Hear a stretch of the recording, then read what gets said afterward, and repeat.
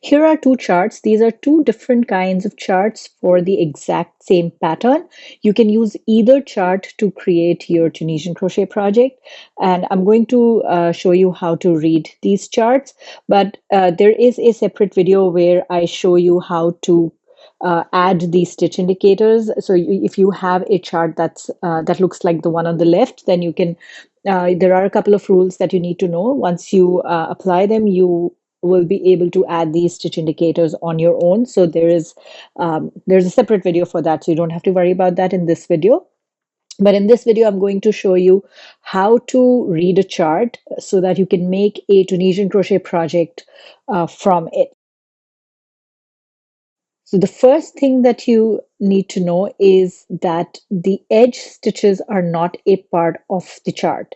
So if you look at this here, the chart itself will be the design that you will see on your, in this case, a square, but you need two extra stitches on the sides, which are indicated by those dotted lines. So you need one stitch on each side to be your edge stitches.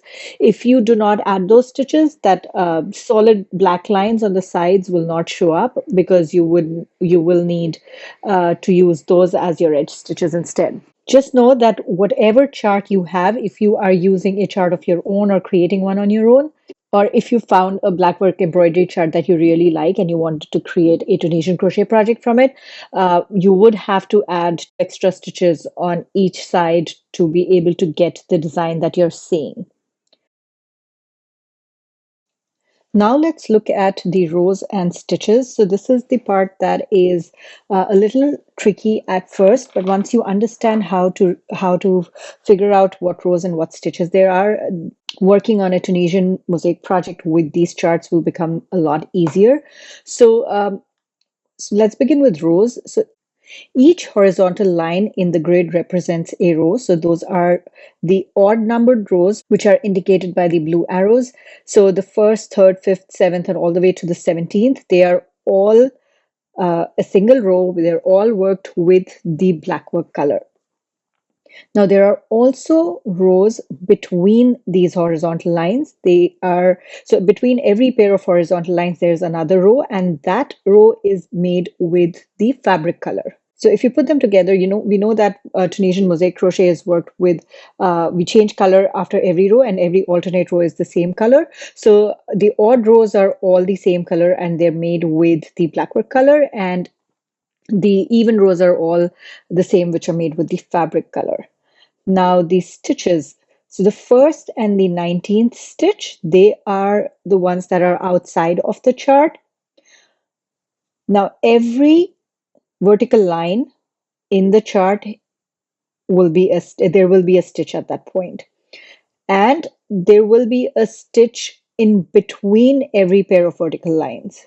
So for this chart, the total number of rows is 17 and the total number of stitches is 19. So whenever you're working on a chart, a square chart, you will have 2 additional stitches than the number of rows. That's because you are adding 2 stitches for the edge stitches. So that's how we read the rows and stitches. Now let's look at how we identify a stitch. This part is also divided into 2. How you read the Blackwork stitches is different than how you read the fabric color stitches. So let's look at the ones which are the Blackwork stitches. There's a very, very simple rule. If there is a vertical or a diagonal line, that indicates an extended stitch. So it could be an A, B, C, or D stitch. Anything aside from that is going to be a Tunisian simple stitch. So here you can see the blue lines. Those are the vertical stitches, and there are these diagonals. They are also the diagonal extended stitches. So any vertical line or diagonal lines, I've not marked all of the lines in this chart. So the ones on the left and right edges are also vertical lines. So they were also going to be extended simple stitches. So any vertical line or diagonal line that is made with a black color on the chart is an extended stitch. It could be one of the 4 stitches. So, but aside from that, everything else is going to be a Tunisian simple stitch. But this is just for the odd rows. These are the ones that are created with the Blackwork color.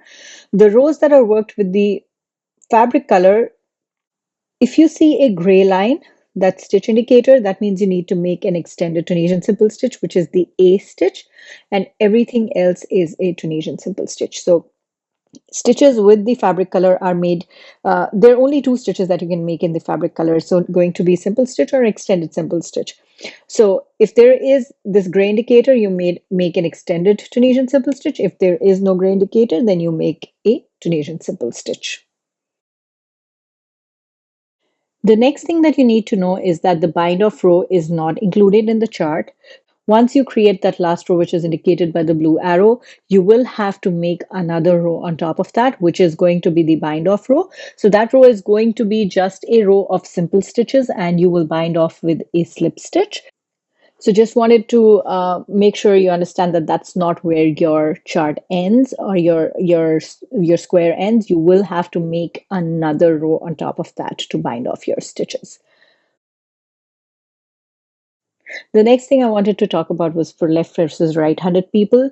So the chart will remain exactly the same. You will only read it differently. So for right-handed people, you will read the chart from the bottom right corner. You would go right to left, bottom to top. And for left-handed people, you'd start from the bottom left corner. You'd go from left to right, bottom to top.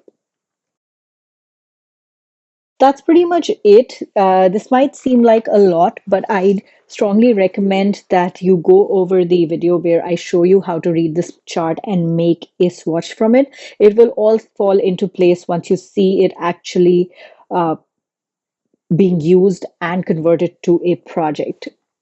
The one thing that I haven't done in all of my charts is that I haven't written down the stitch counts at the bottom because we do not have the edge stitches in the charts and it could get really confusing. So just know that for every chart that you create a Tunisian project from, there will be two additional stitches, and just note down the stitch count, figure out the stitch count, count the number of stitches and write it down somewhere so that you can reference it. Because if you're working on squares or rectangles, anything that does not have increases and decreases, your stitch count will remain the same for the entirety of the the project or the chart that you're using.